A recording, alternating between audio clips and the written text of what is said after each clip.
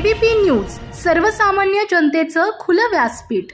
कोल्हापूरच्या शिये गावातील रामनगर परिसरातील धक्कादायक घटना। कोल्हापुरात 10 वर्षाच्या अल्पवयीन मुलीची केली हत्या। संबंधित मुलगी काल दुपारपासून बेपत्ता होती। शिये येथील रामनगर परिसरात शेतवडीत मृतदेह आढळला। घटनास्थळी जिल्हा पोलीस अधीक्षक महेंद्र पंडित यांच्यासह वरिष्ठ अधिकाऱ्यांनी पाहणी केली।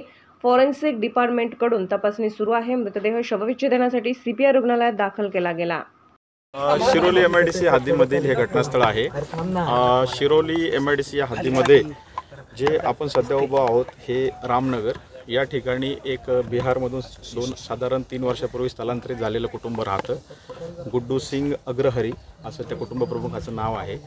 गुड्डू सिंग आणि त्यांची पत्नी हे शिरोली MIDC मध्ये दोघेही लेबर म्हणून काम करतात कंपनीमध्ये, आणि त्यांच्या मेवणा हा त्यांच्या घरी असतो, म्हणजे त्याचे जे मुलं आहे त्यांचा मामा। तर काल सकाळी 8 वाजता दोघेही नवरा बायको हे त्यांच्या कंपनीमध्ये काम करण्यासाठी गेले, साधारण 7:30-8 वाजता सकाळी जेवण करून। आणि त्यांना 5 मुलं आहेत। जे गुड्डू सिंग आहेत त्यांना 3 मुली आणि 2 मुलं। तर संध्याकाळी त्यांची पत्नी 6:30 वाजता घरी आली आणि तिचे पती म्हणजे गुड्डू सिंग हे संध्याकाळी साधारण 8:20 ते 8:30 वाजता रात्री घरी आले। कंपनीत कामाला जाताना मुलीच्या मामाला मुलींकडे लक्ष ठेवण्यासाठी त्यांनी सांगितलेलं होतं, आणि त्या मुली काही शाळेमध्ये वगैरे जात नाही, त्यांचे जे अपत्य आहेत 5।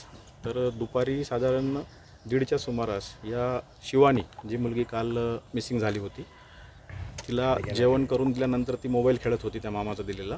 त्यानंतर मामा झोपी गेला आणि साधारण 1:30 ते 2च्या दरम्यान ती घराबाहेर पडली। त्यानंतर तिचे आईवडील हे संध्याकाळी कंपनीतून परत आल्यानंतर आईने आणि वडिलांनी मुलगी कुठं गेली विचारलं मामाला, तर ती दुपारी गेली बाहेर असं त्यांना सांगितलं। त्यानंतर साधारण 8:30 ते 9:30च्या दरम्यान त्यांनी आसपास परिसरामध्ये शोध घेतला की सदर मुलगी कुठं खेळण्यासाठी गेली असेल नेहमीच्या ठिकाणी, परंतु त्या ठिकाणी देखील ती आढळली नाही। मग ते कुटुंबीय गुड्डू सिंग ज्या ठिकाणी राहतात त्यांच्या शेजारी निर्मला पाटील नावाच्या एक व्यक्ती आहेत, त्यांनी पोलीस स्टेशनचे इंचार्ज शिरोलीचे यांना मोबाईलवर फोन केला। साधारण 9:45च्या दरम्यान 10 वाजता सपोनी जे गिरी आहेत पोलीस स्टेशनचे ते त्या ठिकाणी आले।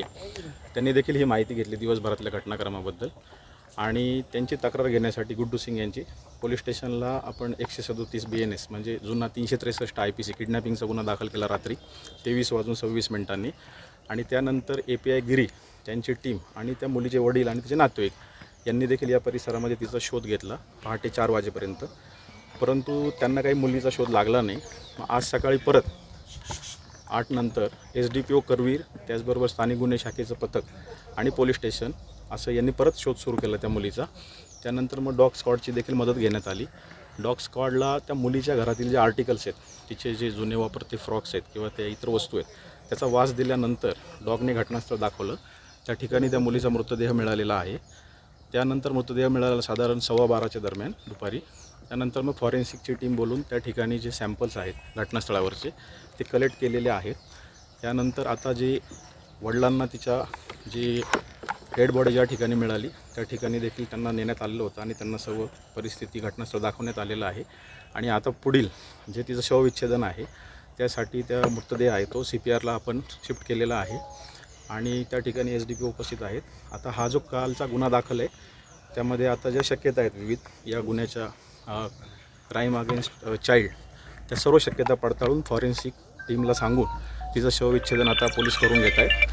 त्याचबरोबर स्थानिक गुन्हे शाखेची टीम देखील संशयित जे आहेत, कारण या ठिकाणी दुपारी 1:45च्या दरम्यान सदर मुलगी एका अनोळखी इसमासोबत चालत येतानाचं एक अंधुकचं फुटेज देखील प्राप्त झालेलं आहे।